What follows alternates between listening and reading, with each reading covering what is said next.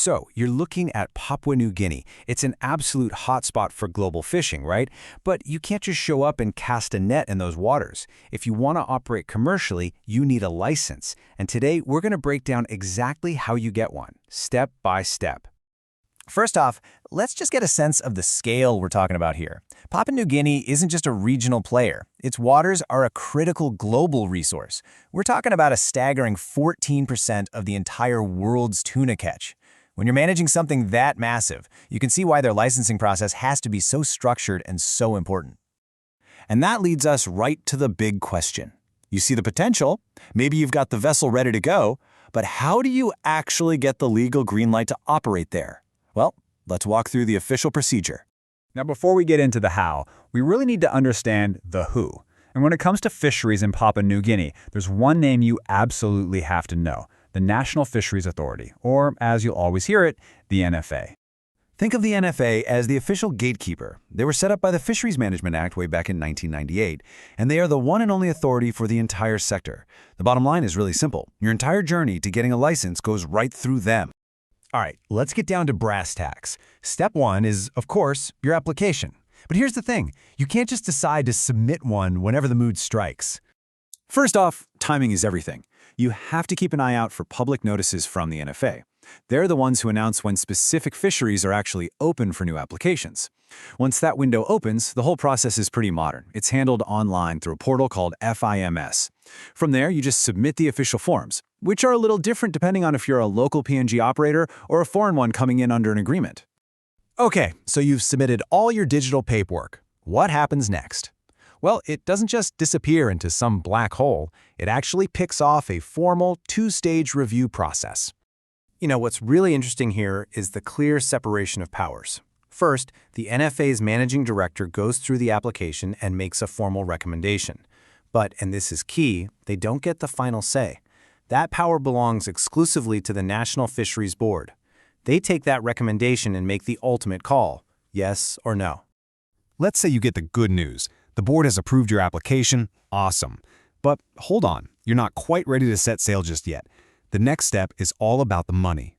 There are actually three potential financial parts to this. The first one is that application fee you already paid, right at the beginning, just to get your foot in the door.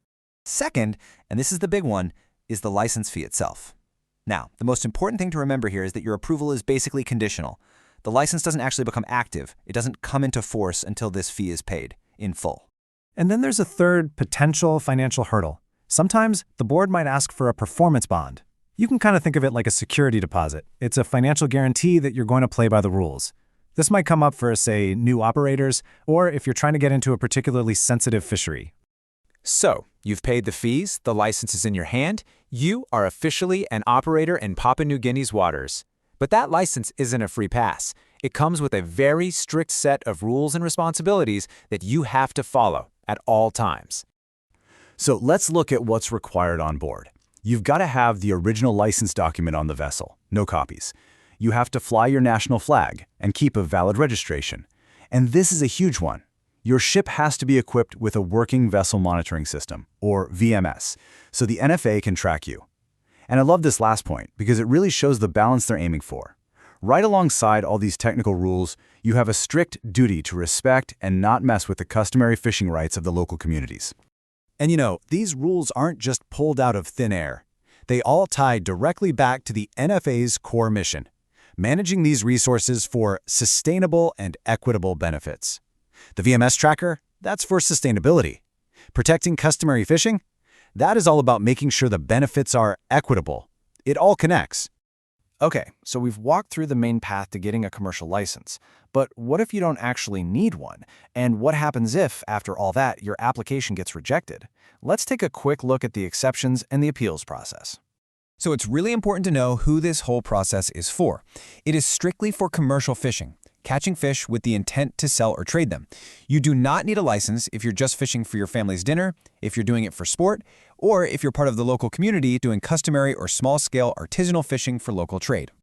Now, if the board does say no, you're not completely out of options.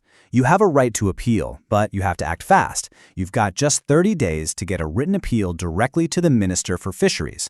From there, the minister pulls together an appeals committee, they review the whole case, and then the minister makes a final binding decision. So why is all this so critical? Why does getting this process right matter so much? Well, because the NFA has a massive goal. They want to more than triple the fishing sector's contribution to the national GDP, boosting it from about 3% to a really ambitious 10% by 2030. And that really leaves us with the final critical question. This whole licensing process we just walked through, it's the main tool they have for managing an incredibly precious resource.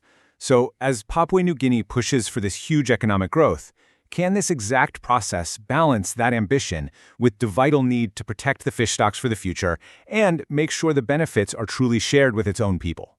That is the challenge ahead.